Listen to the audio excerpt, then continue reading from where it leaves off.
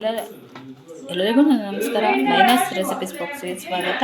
ಇವತ್ತಿನ ರೆಸಿಪಿ ಉತ್ತರ ಕರ್ನಾಟಕದ ಸ್ಪೆಷಲ್ ಆಗಿರುವಂತಹ ಬದನೆಕಾಯಿ ಬೋಂಡ ಹೇಗೆ ಮಾಡೋದು ಅಂತ ತೋರಿಸ್ತಾ ಇದ್ದೀನಿ. ತುಂಬಾ ಸೂಪರ್ ಆಗಿರುತ್ತೆ, ತುಂಬಾ ರುಚಿಯಾಗಿರುತ್ತೆ.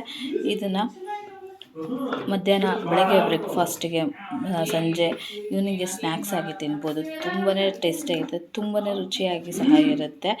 ನಾನು ಸ್ಟಾರ್ಟ್ ಮಾಡೋಕ್ಕಿಂತ ಮುಂಚೆ ನನ್ನ ರೆಸಿಪಿ ನಿಮಗೆ ಇಷ್ಟ ಆದರೆ ಪ್ಲೀಸ್ ಲೈಕ್ ಮಾಡಿ, ಶೇರ್ ಮಾಡಿ, ಹಾಗೆ ಸಬ್ಸ್ಕ್ರೈಬ್ ಮಾಡಿ. ಸಬ್ಸ್ಕ್ರೈಬ್ ಮಾಡೋದ್ರಿಂದ ನಾನು ಹಾಕೋ ಹೊಸ ರೆಸಿಪಿನ ನೀವು ನೋಡ್ಬೋದು. ಬನ್ನಿ ಸ್ಟಾರ್ಟ್ ಮಾಡೋಣ. ಬದನೆಕಾಯಿ ಬೋಂಡಕ್ಕೆ ಏನೇನು ಬೇಕು ಅಂತ ಇಂಗ್ರೀಡಿಯೆಂಟ್ಸ್ ಹೇಳ್ತಾ ಇದ್ದೀನಿ. ಒಂದು 10 ಮೆಣಸಿನ್ಕಾಯಿನ ಈ ಥರ ಚಿಕ್ಕದಾಗಿ ಕಟ್ ಮಾಡಿ ಇಟ್ಕೊಂಡಿದ್ದೀನಿ.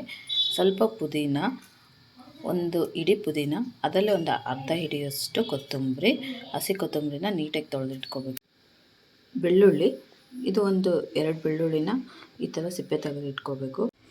ಹಸಿ ಶುಂಠಿ, ಒಂದು ದೊಡ್ಡ ಶುಂಠಿನ ಈ ಥರ ಚಿಕ್ಕದಾಗಿ ಪೀಸ್ ಮಾಡಿ ಇಟ್ಕೋಬೇಕು. ಜೀರಿಗೆ 2 ಸ್ಪೂನು.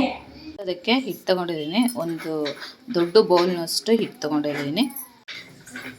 ಅಜ್ವಾನ 1 ಸ್ಪೂನಷ್ಟು, ಓಂ ಕಾಳು ಅಂತ ಹೇಳ್ತಾರಲ್ಲ ಅದು 1 ಸ್ಪೂನು. ಜೀರಿಗೆ, ಇದು ಹಿಟ್ಟು ಕಲಸೋದಕ್ಕೆ. ರುಚಿಗೆ ತಕ್ಕಷ್ಟು ಉಪ್ಪು. ಬದನೆಕಾಯಿ 5 ಬದನೆಕಾಯಿ ತೊಗೊಂಡಿದ್ದೀನಿ.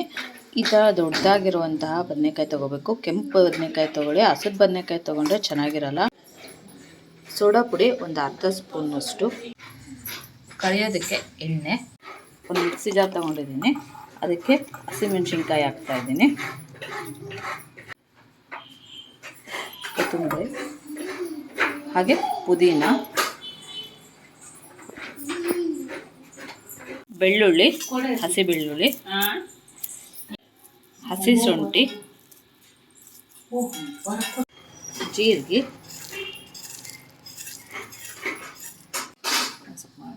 ರುಚಿಗೆ ತಕ್ಕಷ್ಟು ಉಪ್ಪು, ಒಂದು 3 ಟೇಬಲ್ ಸ್ಪೂನಷ್ಟು ನೀರು. ಇದಿಷ್ಟು ತರ್ತರಿಯಾಗಿ ರುಬ್ಕೊಂಬರ್ಬೇಕು. ಇವಾಗ ರುಬ್ಕೊಂಬರ್ತೀನಿ ನೋಡಿ.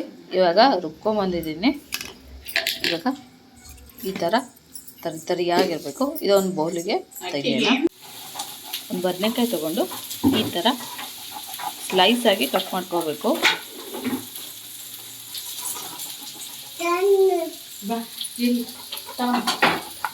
ನೋಡಿ ಈ ಥರ ಇಷ್ಟು ಈ ಥರ ನಡುವೆ ಈ ಥರ ಕಟ್ ಮಾಡ್ಕೋಬೇಕು. ಇಷ್ಟು ತೆಳ್ಳಗಿರಬೇಕು ನೋಡಿ. ಈ ಥರ ನಡುವೆ ಈ ಥರ ಕಟ್ ಮಾಡಿ, ಈ ಥರ ಸೇಮ್ ಬದನೆಕಾಯಿ ಕಟ್ ಮಾಡ್ಕೊಳ್ತೀವಲ್ಲ ಅದೇ ಥರನೇ ಕಟ್ ಮಾಡ್ಕೋಬೇಕು. ಆದರೆ ರೌಂಡ್ ಶೇಪಲ್ಲಿ ಕಟ್ ಮಾಡ್ಕೊಳ್ಳಿ. ದೊಡ್ಡದು ತೊಗೊಳ್ಳಿ ಮುಳುಗಾಯಿ. ಒಂದು ಪಾತ್ರೆಗೆ ನೀರು ಹಾಕೊಂಡ್ಬಿಟ್ಟು ಅದಕ್ಕೆ ಒಂದು ಅರ್ಧ ಸ್ಪೂನಷ್ಟು ಉಪ್ಪು ಹಾಕ್ತಾಯಿದ್ದೀನಿ. ಉಪ್ಪು ಹಾಕಿ ಹೆಚ್ಚಿಟ್ಟಿರುವಂತಹ ಬದನೆಕಾಯಿನ ಇದರಲ್ಲಿ ಹಾಕಬೇಕು. ಇದರಲ್ಲಿ ಹಾಕೋದ್ರಿಂದ ನಮಗೆ ಕಪ್ಪಾಗಲ್ಲ ಬದನೆಕಾಯಿ, ಹಾಗೆ ಇರುತ್ತೆ. ತೊಗೊಂಡು ಕಡಲೆಬೇಳೆ ಹಿಟ್ಟನ್ನ ಹಾಕ್ಕೊಂಡಿದ್ದೀನಿ. ಉಪ್ಪು ರುಚಿಗೆ ತಕ್ಕಷ್ಟು, ಸೋಡಾ ಪುಡಿ,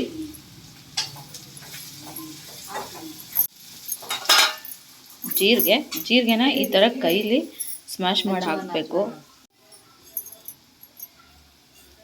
ಜೀರಿಗೆ, ಉಪ್ಪು ರುಚಿಗೆ ತಕ್ಕಷ್ಟು. ಒಂದು ಪಾತ್ರೆಗೆ ಹಾಕಿಟ್ಕೊಂಡು ಅದಕ್ಕೆ 1 ಟೇಬಲ್ ಸ್ಪೂನಷ್ಟು ಆಯಿಲ್ನ ಬಿಸಿ ಮಾಡ್ಕೊಳ್ತಾ ಇದ್ದೀನಿ. ಈ ಹಿಟ್ಟಿಗೆ ಎಣ್ಣೆ ಬಿಸಿ ಮಾಡಿರುವಂತಹ ಎಣ್ಣೆನ ಹಾಕ್ತಾಯಿದ್ದೀನಿ. ಹಾಕಿಂದೆ ಚೆನ್ನಾಗಿ ಮಿಕ್ಸ್ ಮಾಡ್ಕೋಬೇಕು. ಬಿಸಿ ಇರೋದ್ರಿಂದ ಒಂದು ಸ್ಪೂನ್ ಸಹಾಯದಿಂದ ಈ ಥರ ಮಿಕ್ಸ್ ಮಾಡ್ಕೊಳ್ಳಿ. ಆಮೇಲೆ ಕೈ ಸಹಾಯದಿಂದ ಮಿಕ್ಸ್ ಮಾಡ್ಕೊ. ಇದಕ್ಕೆ ನೀರು ಹಾಕಿ ಚೆನ್ನಾಗಿ ಗಂಟಿಲ್ದಂಗೆ ಮಿಕ್ಸ್ ಮಾಡ್ಕೋಬೇಕು. ಈ ಹದಕ್ಕಿರಬೇಕು.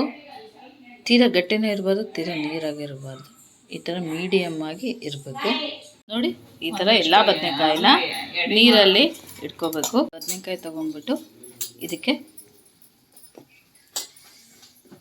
ಖಾರನ ಮಾಡಿಟ್ಟಿರುವಂತಹ ಖಾರನ ಈ ಥರ ತುಂಬ್ಕೋಬೇಕು. ನಿಮಗೆ ಜಾಸ್ತಿ ಬೇಕಂದರೆ ಜಾಸ್ತಿ ತುಂಬ್ಕೋಬೇಕು, ಕಡಿಮೆ ಬೇಕು ಅಂದರೆ ಕಡಿಮೆ ತುಂಬ್ಕೋಬೋದು. ಈ ಥರ ಎಲ್ಲ ಬದನೆಕಾಯಿಗಳನ್ನು ತುಂಬ್ಕೊಂಡು ಇಟ್ಕೊಂಬಿಡಿ. ಇಷ್ಟು ಖಾರನ ತುಂಬಿದ್ದೀನಿ ನೋಡಿ. ಮಾಡಿಟ್ಟಿರುವಂತಹ ಬದನೆಕಾಯಿನ ಈ ಥರ ಮಾಡಿಟ್ಕೋಬೇಕು. ಮಾಡಿಟ್ಟಿರುವಂತಹ ನೋಡಿ ಈ ಥರ ಬದನೆಕಾಯಿನ ಹಿಟ್ಟಲ್ಲೆದ್ದಿ ಈ ಥರ ಎಣ್ಣೆ ಕಾಯಕ್ಕಿಟ್ಕೊಂಡಿರ್ಬೇಕು. ಎಣ್ಣೆ ಕಾಯಕ್ಕಿಟ್ಕೊಂಡು ಮಧ್ಯಮ ಉರಿಯಲ್ಲಿ ಈ ಥರ ಡೀಪ್ ಫ್ರೈ ಮಾಡಬೇಕು.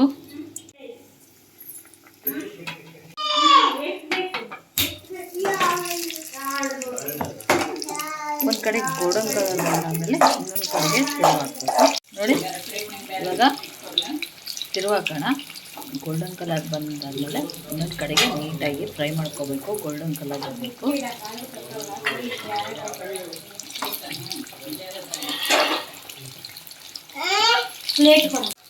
ನೋಡಿ ಎಷ್ಟು ಚೆನ್ನಾಗಿ ಉಬ್ಬಿದೆ ಅಂದ್ಬಿಟ್ಟು ಈ ಥರ ಗೋಲ್ಡನ್ ಕಲರ್ ಬರಬೇಕು. ಇದನ್ನು ಈ ಥರ ಡೀಪ್ ಫ್ರೈ ಮಾಡಬೇಕು.